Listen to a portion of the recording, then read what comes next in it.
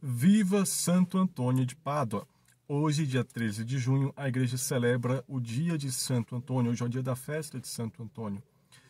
E talvez você conheça, já ouviu falar desse santo como sendo um santo casamenteiro, mas este é um título popular que as pessoas deram, que começou, segundo a tradição, porque uma pessoa tinha pedido a Santo Antônio, o milagre de um casamento que depois aconteceu. Enfim, são várias histórias que levam à origem deste título, mas um título que é atribuído a Santo Antônio, levando em consideração a sua vida, aquilo que a igreja vai lhe chamar é o martelo dos hereges. Sim, durante a vida de Santo Antônio ele já era conhecido como martelo dos hereges.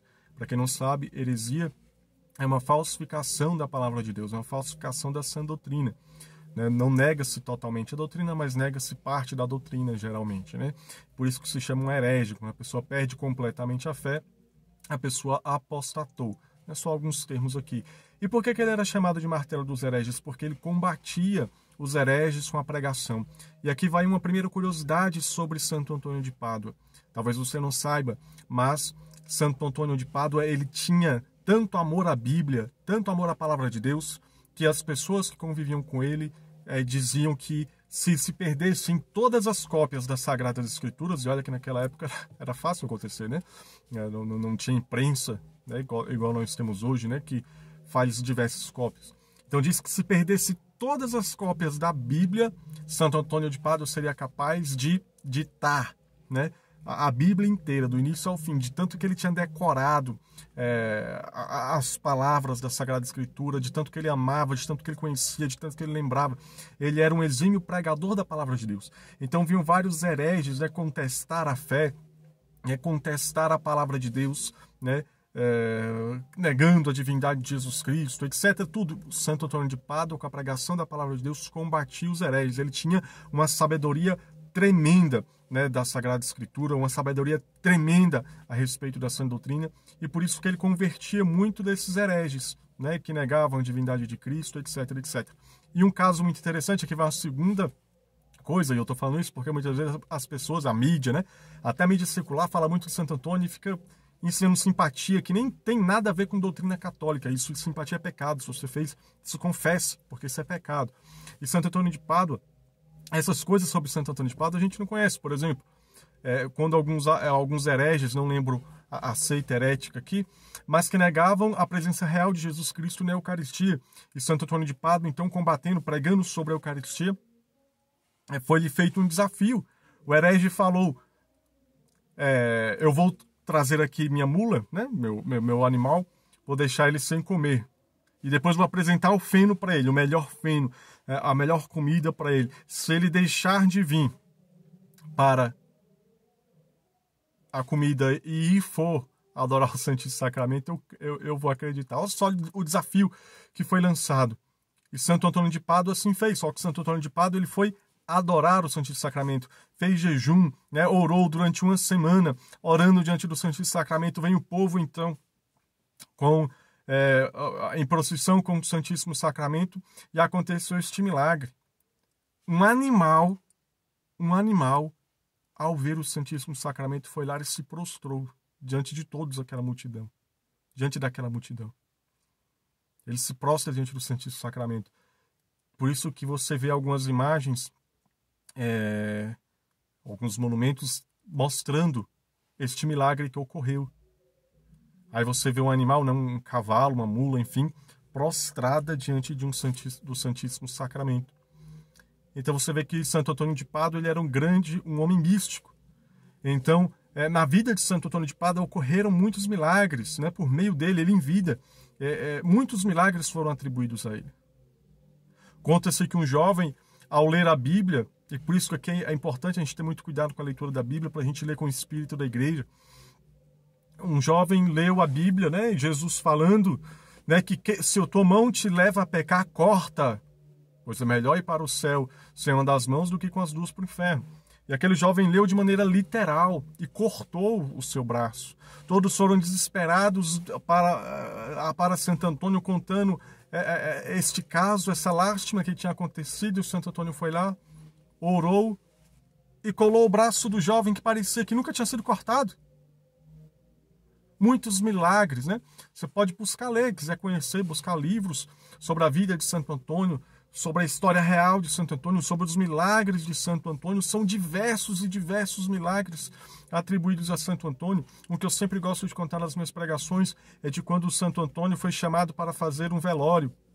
E aí ele, como padre, para abençoar, encomendar, na verdade, ali, o corpo, né, o momento do velório, de um jovem.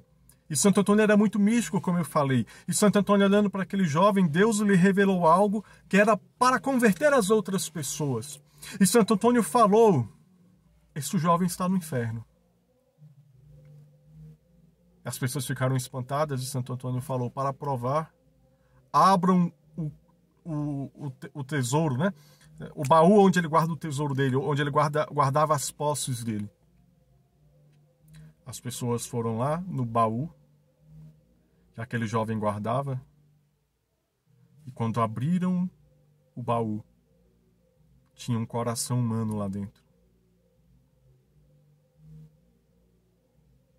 Diante deste milagre, desse fato estupefato, todos lembraram da palavra do Senhor: aonde está o teu tesouro, aí está o teu coração. E aí as pessoas puderam ver a realidade, a seriedade que é buscar a salvação da alma em primeiro lugar. Aquele jovem buscou tudo e Deus permitiu este fato, este milagre para demonstrar. Que ganhou um baú de tesouros, trabalhou para conquistar os bens da terra, mas depois perdeu a alma. As pessoas puderam ver de uma maneira pedagógica, ali, né? na prática, olhando ali o milagre que Deus permitiu de aparecer aquele coração humano, mostrando que, de fato, o coração daquele jovem estava nas riquezas e não em Deus. Enfim, essa é a vida de Santo Antônio de Pádua. Um fiel discípulo de São Francisco de Assis, que também vivendo na pobreza, na obediência, deixou-se transfigurar a Cristo, pregando a palavra de Deus incansavelmente, com milagres e prodígios.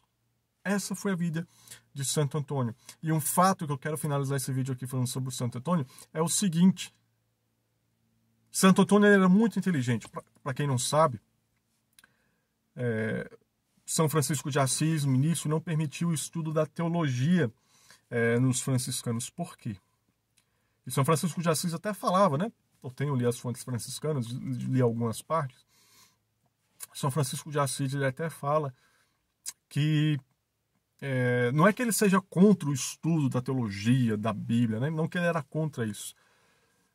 Mas, trocando aqui, resumindo, né, com minhas palavras, é porque poderia cair na vaidade, na soberba, né, e não se ler e querer se estudar a teologia, estudar a Bíblia, só para pregar bonito e não para viver primeiro a palavra de Deus. Essa era a preocupação de São Francisco de Assis.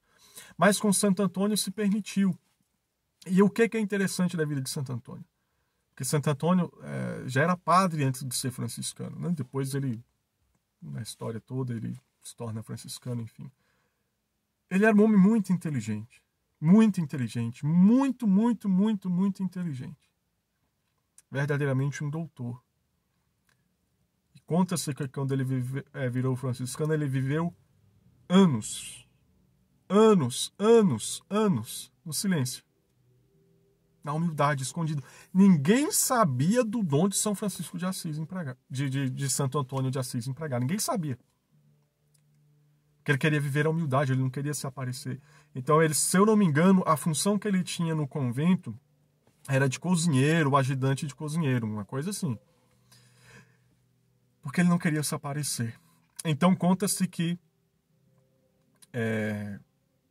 acho que até alguma missa solene, eu não lembro se com o Papa ou se com o bispo lá da diocese. Eu sei que era uma missa muito solene e precisavam de um pregador, né, de alguém para fazer a homilia. E aí eu não lembro se chamaram os dominicanos. Eu sei que aconteceu alguma coisa que não pôde ir os dominicanos e então sugeriram chamar um franciscano. E aí escolheram o tal de Santo Antônio de Pádua para fazer a homilia. Né, o sermão, como se chamava na época.